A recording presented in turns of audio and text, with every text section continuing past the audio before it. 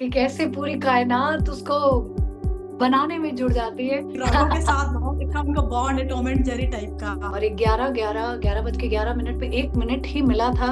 मुक्ति, film industry कितना safe है? कैसे इस देश में, इस वर्ल्ड में एक लड़की अनसेफ है। डांसर को अलग ही नजरिए से देखते हैं। बीइंग अ गर्ल, कहीं पे ऐसा कुछ हुआ आपके साथ कभी? एक आदमी था, जितनी बार ब्रेक लगता था वो पास आया जा रहा था। Hello, welcome, you are watching News Nation Digital. मैं हूं आपके साथ सुषमा और आज हमारे साथ बहुत ही स्पेशल गेस्ट है, काफी मल्टी टैलेंटेड है, एक्टर है, डांसर है और खतरों की खिलाड़ी भी रह चुकी हैं और होस्ट भी रह चुकी हैं।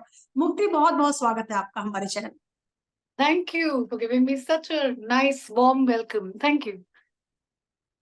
कैसे हैं आप? Very good. Very happy. So grateful. All releases are happening together. I'm on cloud 9 right now. On cloud nine. 11/11 के लिए बहुत सारी बधाई पहले तो आपको, बहुत सारी। कैसा चल रहा है सब कुछ? बहुत बढ़िया। इस I think the whole universe is really conspires, बोलते हैं ना, जैसे कि बहुत ही फेमस डायलॉग भी है कि कैसे पूरी कायनात उसको बनाने में जुड़ जाती है। तो from Sikhya entertainment to Dharma entertainment and then with a combination of a director like Umesh Bisht and a cast, a stellar cast. I couldn't have been more grateful. Yeah, so very happy. पलक राणा बनना कैसा रहा आपके लिए? चैलेंजिंग कितना था? पलक राणा एक बहुत ही खूबसूरत डांसर, कलाकार, एक पहाड़ी, एक 90s में खुले दिल से प्यार करने वाली लड़की, जो एक पुलिस ऑफिसर, इन्वेस्टिगेटिव ऑफिसर से प्यार करती है, शादी करने वाली है। तो उस कैरेक्टर के इनोसेंस और पहाड़ों की जो फिजाएं हैं, उसकी जो एनर्जी है, पावर है, जॉयफुल नेचर है, at the same time somebody who can not help, लेकिन एक ऐसे दौर और एक ऐसे serial murder killer is on the loose, and she happens to be one of the victims, and she happens to be um, showcasing, and मैं एक ऐसा जरिया बन पाई जिससे डांस सेलिब्रेट हुआ, एक जॉयफुल लड़की। और जितनी ज्यादा वो मर्डर के गिरफ्त में आई, और कैसे इस टाइम ट्रैवल, और 11 बज के 11 मिनट पे 1 मिनट ही मिला था 2016 में एक ऑफिसर और एक 1990 में एक ऑफिसर है, तो दोनों मिलकर भी कैसे समय के साथ खेल पाए, कैसे केस सॉल्व कर पाए, और उसमें से एक केस जो 3 एपिसोड लगे उसको पूरा दिखाने में, दर्शाने में। और एक जो पर्सनल एंगल था धैर्य कारवा ने जो कैरेक्टर प्ले किया, शौर्य। हाँ, तो in the story I think it became a very strong, like a main conduit. देखा जाए तो मतलब इतने अच्छे से उन्होंने दर्शाया कि कैसे, कि जो इतने प्यार में है, जो इतने जॉयफुल है, जो अपना independently, she is also so progressive, उस जमाने के हिसाब से भी she was so progressive, but unfortunately her fate had some other plans, and कैसे उसको बचाने की कोशिश के बावजूद भी वो कैसे नहीं बच पाई। लेकिन उमेश सर ने बहुत अच्छे से मुझे एक बार बोला था अच्छा, कि, मुक्ति क्या बोला हाँ था? जी, हाँ, कंटिन्यू कंटिन्यू। हाँ, कुछ कह रहे थे आप?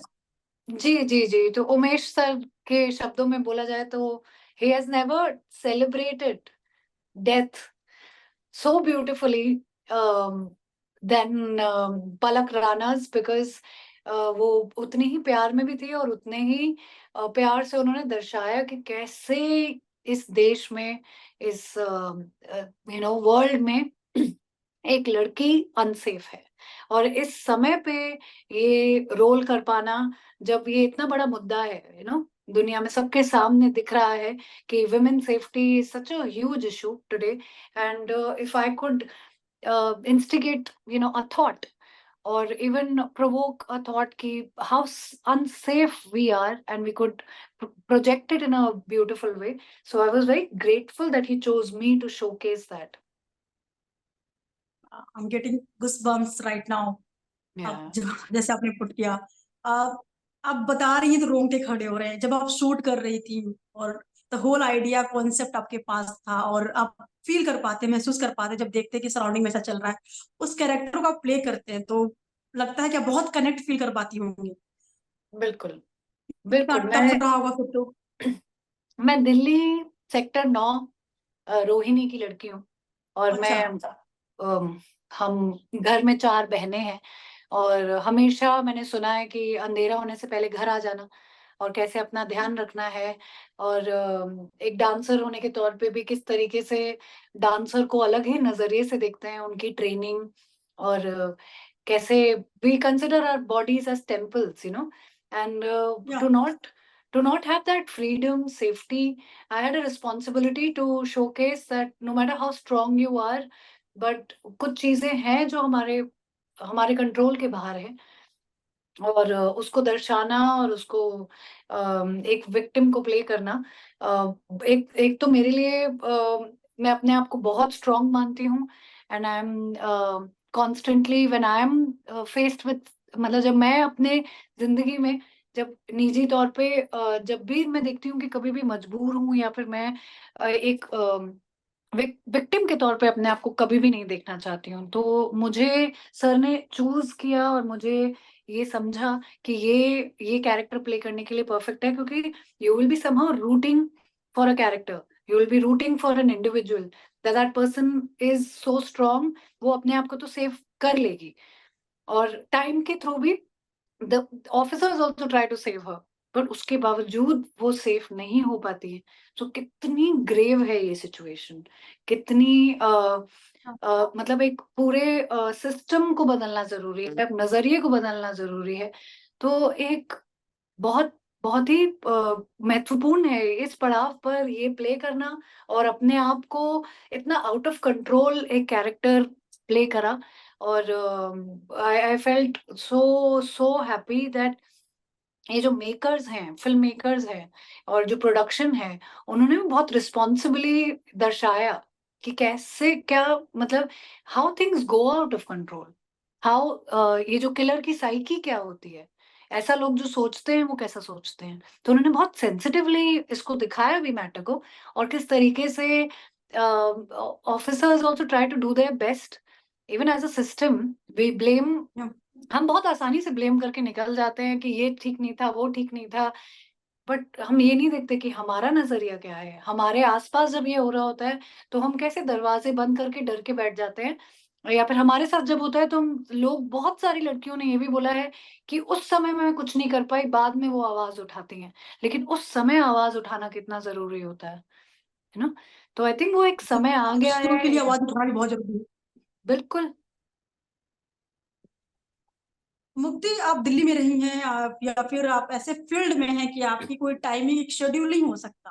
खैर, अब तो हम उस मुद्दे पे भी बात नहीं करेंगे कि दिन क्या रात क्या, मतलब वर्क प्लेस है, आप कैसी जगह पे हो मैटर ही नहीं करता, अब तो जैसी घटनाएं हो रही हैं। तो मुक्ति, कभी ऐसा कुछ ऐसा हुआ है कि आपको लगा होगा कि आप बिल्कुल हेल्पलेस फील कर रही हो, बीइंग अ गर्ल, कहीं पे ऐसा कोई ऐसा कुछ हुआ आपके साथ कभी?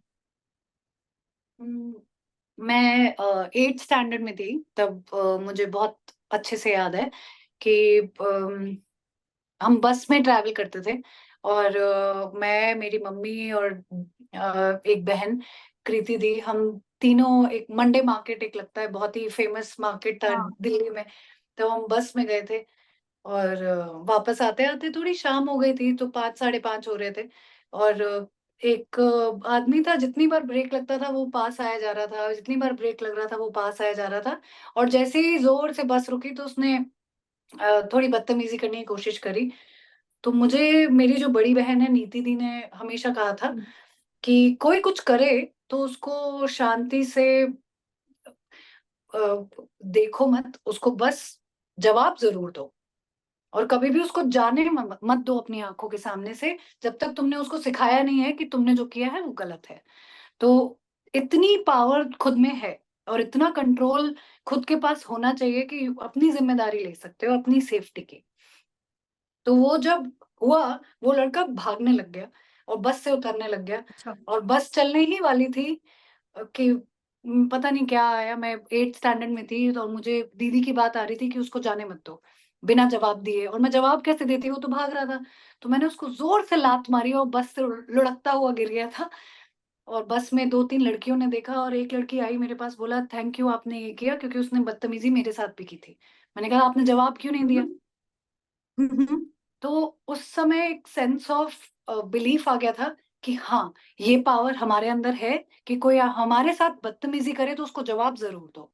तो in our capacity I felt, public place हो प्राइवेट प्लेस हो जो भी हो, एक बार उसको जवाब जरूर दो। और उस डर में मत बैठ जाओ कि क्या पता अगली बार वो बस पकड़ो तो वहां 6-7 लड़के आ जाए या फिर आपके साथ कुछ कर ले। लेकिन उस समय पे जो आपको सही लगे जरूर जवाब दो, क्योंकि मतलब उसके उस हम्म, तो उस समय पे I felt that power, that yes. बहुत समय तक उसके बाद मैं बस में ट्रैवल नहीं किया। बहुत समय तक मैं पब्लिक प्लेसेस में जब जाती थी तो मुझे ट्रॉमा हमेशा, हुआ उसका, हाँ, मैं ट्रॉमा भी नहीं, मैं ट्रॉमेटिक इतनी हो जाता। सतर्क हो गई थी, मैं इतनी कि अच्छा। मुझे कोई पास भी आया तो मैं बोलती थी क्या, कोई देखा भी तो मैंने बोला क्या। और दिल्ली में तो घूरते हैं ना लोग, दिल्ली में क्या है, हमारे देश में घूरते हैं लोग, पता नहीं क्यों। तो उनकी आंखों में आंखें डालकर देखो, ताकि उनकी नीयत बहुत दूर से क्या सोच रहे हैं, क्या है, उसकी भनक हमारे में सिक्स सेंस होती है। हम इंसानों में बहुत एक बड़ी सेंस होती है, हमें एनर्जी दूर से फील हो जाती है। तो या लड़कियों तो में तो खास तौर पे। तो मुझे उसका वो एक अवेयरनेस और अपनी एक सिक्स सेंस का रेडार मेरा बहुत बड़ा हो गया था उस टाइम के बाद। और कि हम्म। मैं अपने, कि आप दूर से जाइए, पास से क्यों जा रहे हैं? तो मतलब बस में भी या पब्लिक प्लेस या ट्रेन में भी कहीं मैं जाती थी, लोकल ट्रेन में, अ, मुझे याद है मैं जेवियर्स में पढ़ी हूँ, और हम्म। मैं ट्रेन में भी ट्रैवल करती थी, तो मैं बहुत सतर्क हो गई थी कि कोई दूर से आता था ना, मुझे उनकी बॉडी लैंग्वेज में दिख जाता था कि कुछ ये करेगा। तो करने से पहले अच्छा। ही वहां खड़े हो, हाथ इधर उधर हम्म। क्यों जा रहे हैं, डावाडोल क्यों हो रहे हो, कोने में बैठो।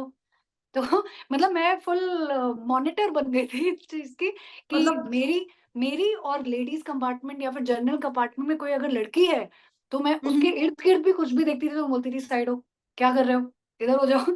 तो आई थिंक एक एक हमारे अंदर भी एक पुलिस होती है, एक सिक्स सेंस हाँ। में एक गार्ड होता है। तो वो एक मेरा गार्ड बहुत स्ट्रांग हो गया फिर। मुक्ति, फिल्म इंडस्ट्री कितना सेफ है? क्योंकि बातें हो रही है, अभी बॉलीवुड की बातें चल रही हैं, बहुत सारे एक रिपोर्ट सामने है, उसके बाद एक मुद्दा छिड़ा है कि एक्टर्स जो भी काम करते हैं लोग इस इंडस्ट्री में, ओवरऑल बात करूंगी मैं, किसी एक स्पेसिफिक इंडस्ट्री की बात नहीं करते हैं, कितना सेफ है? क्योंकि आप काम करते हो, हम तो दूर से बैठ के देखते हैं, जो भी रिपोर्ट्स आती है उसी पे बातें बनाते हैं, अब फिर एक अज्यूम करते हैं। आप लोग कितना सेफ फील करते हो? शुरुआत में बहुत ही ब्लर्ड होती हैं लाइंस, पता नहीं होता है कि किसको आप सीरियसली लो और किसको नहीं। लेकिन अब हम्म। एक रेडार हमारा बहुत स्ट्रांग हो जाता है, यू नो, हम्म। हमारी जो पेरिफेरल विजन में और जो जहन में जितने लोग आते हैं, क्या अपॉर्चुनिटी है और क्या अपॉर्चुनिटी नहीं है, की समझ हम्म। अब बहुत आसानी से समझ में आ जाती है। जिनको काम करना ना, वो बस काम की बात करेंगे, जिनको काम नहीं करना, वो बहुत इर्द गिर्द की बातें करते हैं। तो समझ में आ जाता है कि आप जब तैयार होंगे तब आप आइएगा, तब हम काम करेंगे। तो अब बहुत आसान हो गया है कि डायरेक्टली कास्टिंग डायरेक्टर्स को अप्रोच करते हैं, डायरेक्टर्स खुद बात करते हैं, किरदार के बारे में ही कोई बात करेगा, ज्यादा इधर उधर की कोई बातें करे तो समझ में आ जाता है कि वो काम तो नहीं करना चाहते। तो अब जो कभी किसी लोग ने सोच, डायरेक्ट पूछा है, लाइक कभी किसी ने डायरेक्ट बोला? क्योंकि कई बार होता है कि डायरेक्ट वो देखते हैं कि क्या पता ये अप्रोचेबल है कि नहीं, तो कभी ऐसा हुआ कि किसी ने डायरेक्ट अचानक से पूछ लिया, बोल दिया हो सामने से? क्या बोलो, ऐसे तो कुछ, आपने मैं बोल रही कभी हूँ ना, मेरा मतलब 8th स्टैंडर्ड से ही मेरा रेडार बहुत स्ट्रांग है। अगर कोई आंखों में भी लाता है ना, जबान तक तो नहीं ला पाए हैं आज तक, बट अगर ऐसा हुआ है तो मैं बहुत पहले ही बोल देती हूँ कि I call you sir and I respect you, I would appreciate that we talk only about work. तो वो काम के ही बारे में बात करते हैं।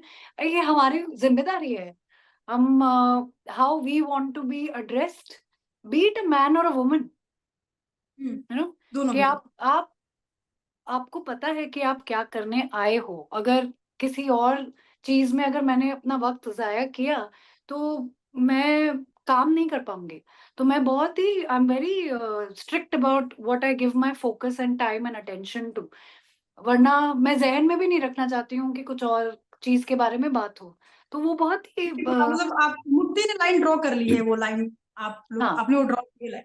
और शायद हाँ घर में बहनें हैं, बड़ी बहनें हैं, उनसे आपको बहुत पावर मिलता होगा स्ट्रॉन्ग, क्योंकि पूरे घर में आप देखिए तो फीमेल पावर ही है, बहुत जी स्ट्रांग है। तीनों का बॉन्ड है जो भी, चारों का बॉन्ड, सॉरी सॉरी, जी जी चारों का बॉन्ड जो भी है बहुत स्ट्रांग है। और बहुत पसंद कर रही हूँ, मैंने बताया अपने कलीग्स को कि I am going to interview Mukti, तो बहुत बोल रहे थे कि अच्छा उनसे राघव और उनको लेकर सवाल करना, क्योंकि राघव के साथ बहुत अच्छा उनका बॉन्ड है, टॉम एंड जेरी टाइप का। हाँ। कैसा कैसा सेट पे कैसा माहौल था 11-11 के? 11-11 के सेट पे बहुत ही गंभीर माहौल था, क्योंकि गंभीर। हाँ, क्योंकि क्लॉक टावर में शूट करना, पब्लिक ट्रांसपोर्ट में शूट करना, केम्प्टी फॉल मसूरी में शूट किया, सारी पब्लिक प्लेसेस में ये सीरियल किलर का केस था। हम्म। और बहुत ही हाइटेंड विंटर टाइम में बहुत सारी चीजें बंद हो जाती हैं, और कैसे पूरी यूनिट को उतना ही समय है एक सीन शूट करने के लिए, वेयर टाइम इज मनी। तो उसकी जो वैल्यू आर्टिस्ट को निभानी पड़ती है ना, साथ में मिलके टीम मेंबर्स के साथ। और अकेले आप एक्टर की तरह कुछ कर नहीं सकते हो। आपकी लाइटिंग, आपको किस एंगल पे शूट कर रहे हैं, आपका जो कैरेक्टर सामने से अच्छे से डायलॉग डिलीवर करता है, आपकी परफॉर्मेंस, इतने फैक्टर्स पे निर्भर करती है कि एक नेचुरल रिस्पेक्ट आ जाती है काम करने के लिए। और सही एनर्जी के साथ आप जाते हो सेट पे और काम करते हो। तो उस टाइम पे आई थिंक गुनीत मोंगा, अचिन जैन की जो ये सिक्ख्या एंटरटेनमेंट की यूनिट है, और जो क्रिएटिव डायरेक्टर मनप्रीत ने भी जो समा बांधा था सेट पे, और इवन टेक के बाद जब हम मिलते थे, खाना खाते थे, मजे करते थे, और उस पे भी ना कमराडरी बहुत हमारी, बहुत ही जुड़ी हुए थे हम लोग। और बहुत प्यार से और बहुत ही लगन से ये सीरीज बनी है। मतलब डे नाइट दो दो यूनिट ने काम किया है, दो टाइमलाइंस पे सेम लोकेशन पे शूट हुआ है। तो बहुत डिफिकल्ट था ये शूट करना, विंटर में, पब्लिक प्लेसेस में करना। और राघव हम्म। 2016 का दर्शा रहे हैं पुलिस स्टेशन, जो थोड़ा टेक savvy और पूरी रिसर्च हो चुकी है, केस के बारे में पता लग गया है। से लेकर 1990 में जब धैर्य को पता ही नहीं है कि मर्डर भी हुए हैं, तो वो भाग रहा है और हर जगह शूट हो रहा है। धैर्य बहुत भागा है बहुत एक्शन सीक्वेंस करे हैं। तो मैंने धैर्य के साथ ज्यादा शूट किया क्योंकि हमारी टाइमलाइन 1990 की थी। बट मतलब जिस डिटेलिंग के साथ उन्होंने काम किया है, कैसी क्लिप होती है, कैसे दिल मूवी के पोस्टर लगे थे पीछे, और कैसे कैसे उन्होंने इफेक्ट्स डाले, जूनियर्स को भी कैसा तैयार किया पीछे, लग रहा था कि वो एक्चुअली वो उसी मूवी का और ये सब का असर होता है ना जैसे सोसाइटी में, तो वो वैसा ही हाँ था। हाँ। और बहुत अच्छा, ये भी ये भी होता है ना मुक्ति की, जैसे कि अभी सोशल मीडिया का जमाना है, लोग छोटी छोटी डिटेल्स बहुत आसानी से पकड़ लेते हैं। अगर आप दो टाइम जोन को दिखा रहे, 2016 दिखाया आपने और एक 1990 का, तो उसका कोई भी, जैसे 2016 की कोई भी चीज अगर उधर जाती है पीछे की तरफ, जब वो इन्वेंट ही नहीं हुई थी तब थोड़ा सा भी दिखता है हाँ तो लोग पकड़ लेते हैं। और इस सीरीज में कहीं भी एक भी छोटी चीज, मतलब कुछ भी ऐसा पता नहीं चल रहा। बहुत अच्छे से दोनों भी टाइमिंग जो भी है, टाइम हाँ ट्रेवलिंग जो सीरीज लगती है, मतलब मुझे लगी, नॉट नॉट फॉर मी, मेरे फ्रेंड्स कलीग सबने देखी और बहुत ब्रिलियंट सीरीज है।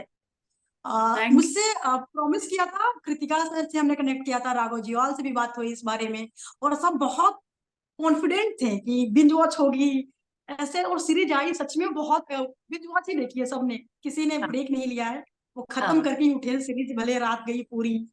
तो हाँ। आपको ऐसे कॉन्फिडेंट था कि भाई ये तो सीरीज जैसे जानी है, बिल्कुल बिंज वॉच टाइप ही है, इस मतलब ये तगड़ी जाएगी, ऐसा लगा था? 100%, 100%। मैं तो जब मुझे इसका हिस्सा बनने का मौका मिला तो खाली कॉन्सेप्ट सुन के ही मैं ऐसी हो गई थी कि ये आज की डेट में कैसे ये निभाया जाएगा, करा जाएगा, और ये कब फ्लोर पे जाएंगे हम। 2022 में अगस्त में मैंने इसका ऑडिशन दिया था, मुझे याद है, जुलाई अगस्त में। और बहुत समय तक पता ही नहीं चला था कि हो क्या रहा है, कब होगा शूट।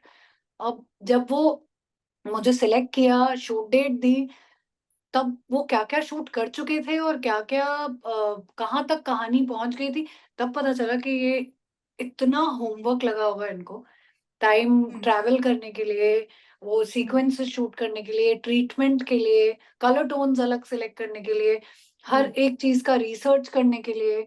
और कितने आपने ये नोटिस नहीं किया होगा, जैसे अगर पास्ट में चीज चेंज होती है तो फ्यूचर में उस टाइमलाइन में वो फोटोग्राफ में और सिर्फ बोर्ड पे जो नाम होता है उसका टाइम एंड डेट भी बदल गया है, यू नो।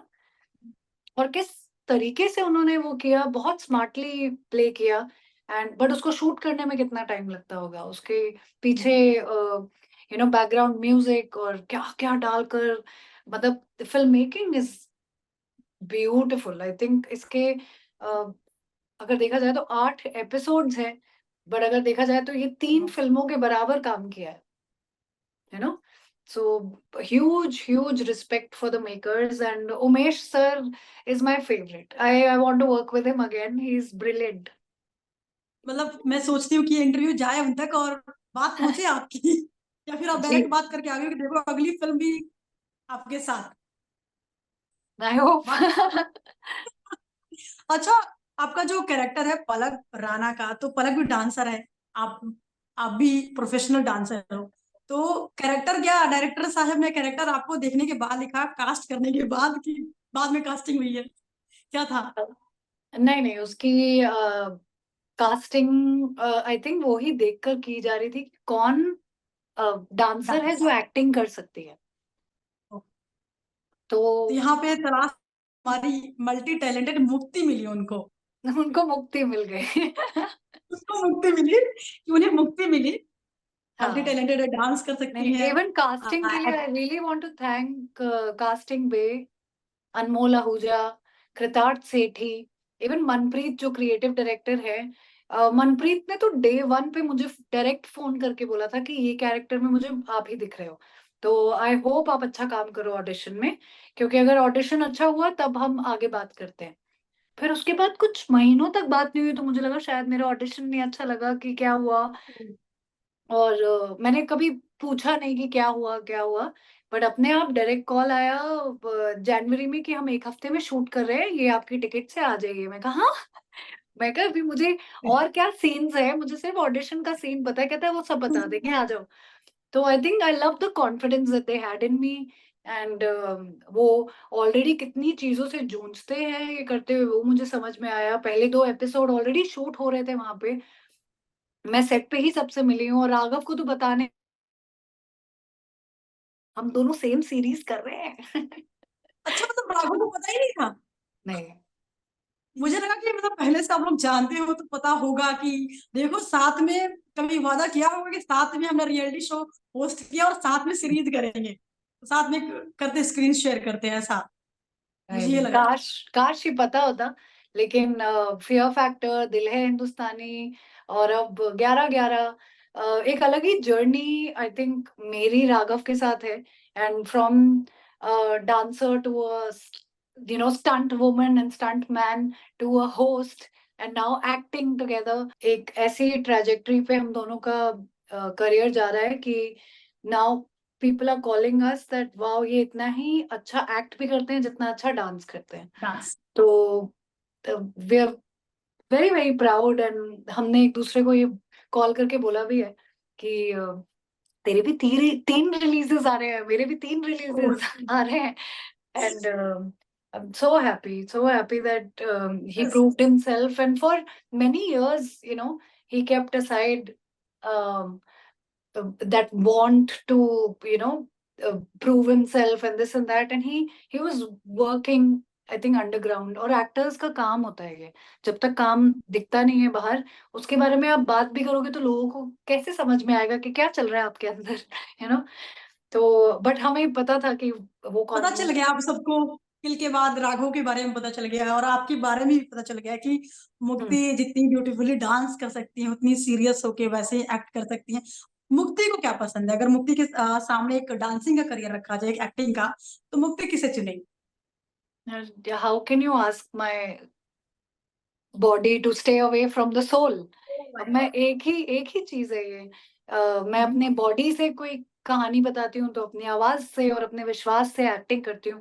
तो आई थिंक इन दोनों का कॉम्बिनेशन है कि एक समझ है, एक रिस्पॉन्सिबिलिटी है, और सबसे ज्यादा इम्पोर्टेंट चीज ये है कि एक ऐसे समय पे मेरी करियर की शुरुआत हुई थी जब ऑडियंस को एक मीडियम मिलता था नए चेहरे, नया टैलेंट एक्सेप्ट करने का रियलिटी हम्म, शोज के थ्रू। हम्म, अब उसके जरिए जब लोगों ने मुझे सराहा, मुझे जिताया, मुझे वोट दिया, तो आई हाँ, थिंक अब एक मेरी रिस्पॉन्सिबिलिटी है that I genuinely give them something so unique and create my own filmography that they could be proud of me and they could be proud of the fact that उन्होंने एक ऐसी लड़की को support किया जो stunt भी कर सकती है, कॉमेडी भी कर सकती है, होस्ट भी कर सकती है। सब कर सकती है। तो I I always wanted to do something new, और वो न्यू करना और न्यू का सक्सेसफुल होना, वो दो बात होती हैं। But I was able to do both, which I think it is only because audience ने सपोर्ट किया, फिल्म मेकर्स ने ऐसे ऑफर्स दिए, वरना ये हम्म। कैसे पॉसिबल होता। तो आई एम वेरी फॉर्चुनेट। मुक्ति, वेडिंग वेडिंग स्टोरी कैसे चल रही है? पर्सनल वाली भी और प्रोफेशनल वाली भी, वेडिंग स्टोरी कैसी चल रही है आपकी? पर्सनल तो इतनी ब्यूटीफुल है ना, touchwood, I am so happy that I have a companion that I can share anything with, and he can share anything with me, and it's a very beautiful start to celebrating each other, being proud of each other, helping each other। हमारे कोई भी scenes आते हैं, हम एक बार पढ़ते हैं, एक दूसरे की तैयारी कराते हैं, मजा करते हैं उसमें एक दूसरे का। तो एक ये एक नजरिया मिलना बहुत अपलिफ्टिंग है। It's really beautiful. And if you talk about a wedding story film, I am very proud of the fact that ये एक ऐसी फिल्म है जिसका मेंशन गरुड़ पुराण जैसे टेक्स्ट में है, which is dated thousands of years ago, and पंचक काल में, और उसको टालना, उसके समय को समझना, और एक ऐसी माइथोलॉजिकल सेट पे ऐसा प्रेमाइस है, और वो इतनी आज की फिल्म है कि इतनी खुशी के मौके पे, जब आपकी शादी है, उसी मौके पे इतनी बुरी खबर मिले है, तो how will you live the best and the worst time of your life, you know. So that challenge was something which kept me on my toes and kept me um, very very heightened in terms of how, मतलब किस चीज को कैसे बयां करूं, कैसे sensitively have to deal with the matter, because ये कुछ ऐसी चीज है जो हमारे लाइक अगर देखा जाए गरुड़ पुराण है, कुछ लोग अंधविश्वास मानते हैं, कुछ लोग बहुत विश्वास करते हैं, कुछ उसको सनातन धर्म से जोड़ते हैं, कुछ है तो उसको कॉन्स्टिलेशन से जोड़ते हैं कि ये एक इन ऑस्पिशियस टाइम है because these 5 stars which align for 3-4 days in couple of months, they are inauspicious all across the globe. If you see, if there's a person who's Catholic, if there's a person who is from any other religion, अगर वो भी उस समय पे इस काल में फंसे, तो उनके भी घर में 5 deaths हुई हैं पंचक में। तो एक ऐसे प्रमाइस में एक कोई विश्वास अगर नहीं करता तो उस पे क्या बीतती है, उसके परिवार पे क्या बीतती है। तो उसको दर्शाना और उसको एक थिएट्रिकल रिलीज भी करना, I think it's a very big success for the film industry also, because इस इंडस्ट्री में independent film makers, original story writers को भी वेलकम किया जा रहा है, और हम जैसे कलाकारों को भी लोग देखना चाह रहे हैं थिएटर में। और बिल्कुल। कोई दायरा नहीं है कि ये ओटीटी है और ये फिल्म है, लोग कहानी कहानी के तौर पर देखते हैं। तो अभी कंटेंट ही किंग हो गया है अब। बिल्कुल। कंटेंट ही किंग है, भले वो कोई मीडियम कोई भी हो। मुक्ति के लिए कौन सा प्लेटफॉर्म ज्यादा मायने रखता है? लाइक सिनेमा, ओटीटी या टीवी? क्योंकि आपने सफर तो तीनों में किया है। सो मेरे लिए मीडियम कोई मायने नहीं रखता। मेरे लिए मीडियम अपनी परफॉर्मेंस पे मैं कैसे उसको दिखाऊं, दर्शाऊं, क्योंकि मेरे पास 2.5 आवर्स हैं अपने कैरेक्टर को जमाने के लिए। तो मैं कैसे एक्ट करूंगी, और अगर मेरे पास 7-8 आवर्स हैं तो मैं कैसे उसको दिखा पाऊंगी। तो मैं उतना ही मुक्ति के होल्ड अपकमिंग उस प्रोजेक्ट्स क्या-क्या हैं? मेरे एक फिल्म आने वाली है बहुत जल्दी, और वो इंटरपर्सनल रिलेशनशिप पे है, लेकिन जब वो प्रोड्यूसर्स कहेंगे कि आप इसके बारे में बात कर सकती हैं तो मैं जरूर करूंगी। मुक्ति उन ऑडियंस को क्या बोलना चाहेंगी जो आपको बहुत पहले से फॉलो कर रही है फ्रॉम रियलिटी शो, जब आप डांसर थी तब से अलग अलग रियलिटी शोज किया आपने, फिल्में की आपने, उसके बाद आपकी एक सीरीज आई है और फिल्म आई, तो उन ऑडियंस के लिए आप क्या कहना चाहेंगे? तहे दिल से शुक्रिया, धन्यवाद, थैंक यू। हर लैंग्वेज में मैं थैंक यू करना चाहती हूँ, क्योंकि मुझे कितने लोग सबटाइटल्स पे भी देख रहे हैं और कमेंट करते हैं, और विश्वास अपने ऊपर हो जाता है कि हाँ, ये मैं कर सकती हूँ, और इतना प्यार मिल रहा है, इतना सराह रहे हैं लोग। तो डेफिनेटली एक टैलेंट है, एक मेरा हार्ड वर्क है, वो रिकग्नाइज कर रहे हैं लोग, और इतना प्यार दे रहे हैं, उसके लिए मुझे तो बहुत बहुत थैंक यू करना है। And I hope I continue to make them feel proud. Thank you so much Mukti for connecting. Thank you thank you. Sushma, thank you. Give lots of love to your friends, and I will say hi to Shakti di, Raghav, Neeti di, all of them on your behalf. Okay. Thank you. Bye. Bye. Bye. News Nation अब WhatsApp पर खबरों के ताजा update के लिए news nation के इस QR code को स्कैन करें।